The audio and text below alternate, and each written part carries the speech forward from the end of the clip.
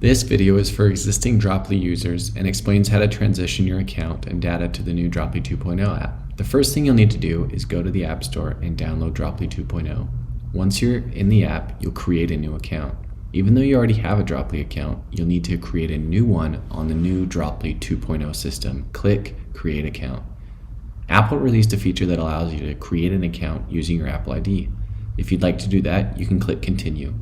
If not, click Cancel. If you choose not to log in with Apple ID, then input your name, email, and make a strong password, and then click Create Account. Once you create an account, you'll see a pop-up that asks you if you'd like to transfer the data from the original Droplii app to 2.0. This includes contacts, recipes, and favorites. Click Transfer Data. Here you'll follow the prompt and enter the credentials from the original Droplii app. If you don't have that info, email us at howdy@droplii.com. Once the transfer is complete, you'll be taken to the home screen. If you had a mentor subscription with us, then you will see the ability to share from your home screen. You'll be notified in the app 10 days before your subscription is set to expire, and you can renew in the app. All future payments will be through the app. You'll still have all of the same content that you're used to and more.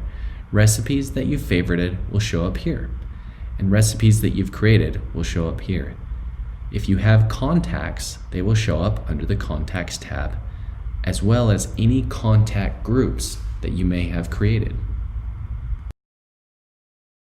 Thank you for being part of the Droplii community.